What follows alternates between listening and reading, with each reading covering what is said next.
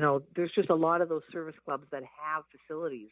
And I'm sure that they, would be happy to hang a flyer on their bulletin board, Yeah, yeah, um, and and the Legion, we have a Legion here that yeah, is helpful. yeah. So it's, Yeah, I think, you always have to kind of think about it. Maybe your grocery store or something like that. I mean, yep, people don't use them as much because they're always on the internet, but there are a lot of people, as we are talking about, that are not. So, think yep, about places that they go and where you might be able to reach them for sure. Yeah. yep, absolutely, yep. So, so like with the younger ones, and I'm not sure if you find this too, but we find that we really have to convince them that they have to do more than just social media. They Mm-hmm.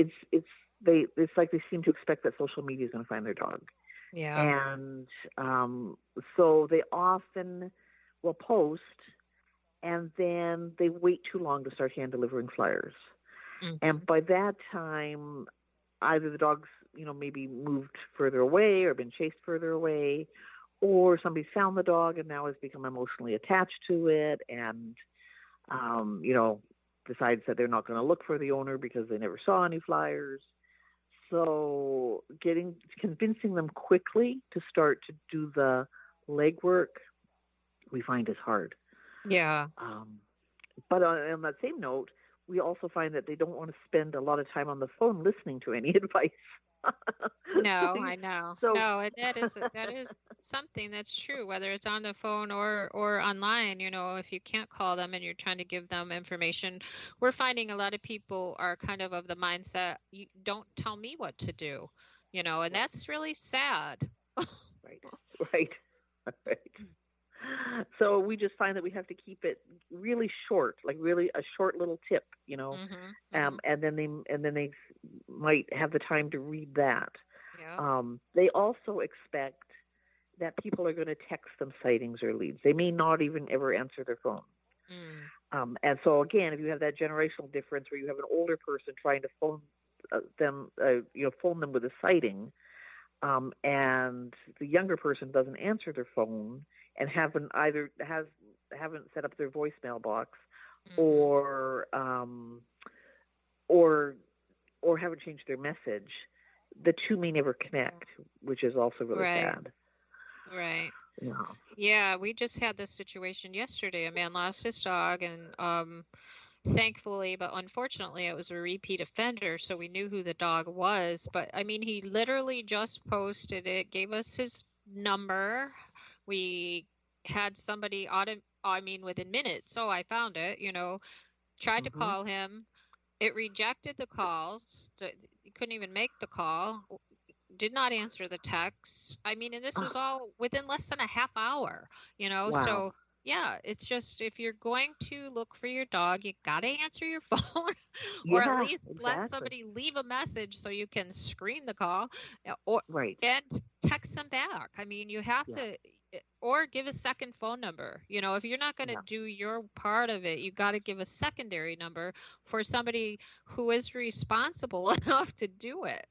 Yeah. it's Yeah. it's kind of infuriating because in this Mhm. case it was urgent because the woman had three dogs at home who were not friendly to outside dogs, and it was after hours in a county that does not have animal services. So, we needed to find him, and it was difficult, and it's very frustrating to those trying to help and to the lady that found the dog and wanted to keep it safe. It's something that people need to understand. If you're going to post your dog, you've got to do all parts of what Of the are whole. involved in getting that dog back.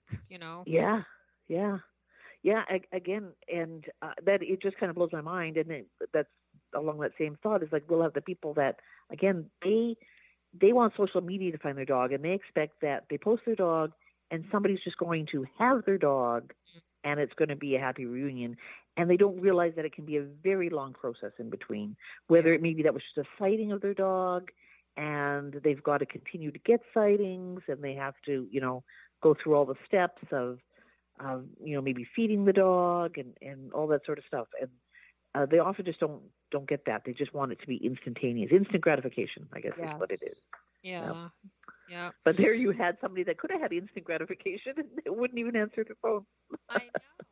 No, because it does happen quickly sometimes, and it's very frustrating to the people that volunteer their time to help run these pages, to have somebody post, whether it's a finder of a pet or an owner of a pet, they post and then they disappear, and the pet's been found or something, and you're trying to put the two of them together and you just can't do it.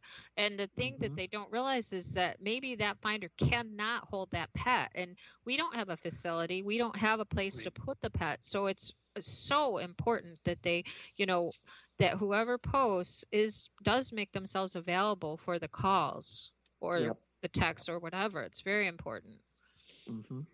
Yeah. And I don't know if you find this with younger adults too, but often they aren't very good at locations.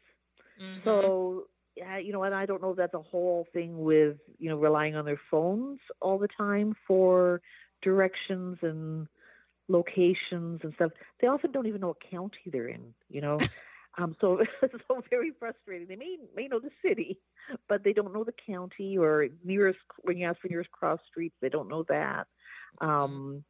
They may not know where their local town office is or police departments or shelters. So that can be hard, but definitely the location. Sometimes even like which way is east and which way is west, like, which way did the dog go?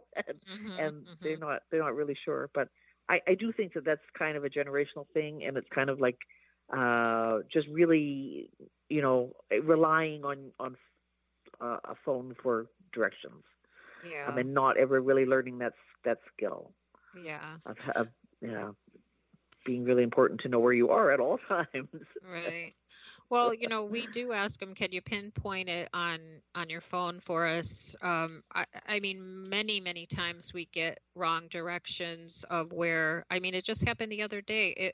The directions we were given weren't even close to where this pet went missing, wasn't even close, and it's so important as we talk about these things to not take offense if you're listening to it, but to take it and listen and learn from it, that if you are going to either help somebody or be in the bad situation of losing your pet, you have to take a moment. We know it's a panic situation, but if you can't take the moment, have a friend take the moment and get all the important information, all the details, everything you can possibly get to people that like us that are trying to help you, because the more we can get, the faster we can get it, the faster we can help you.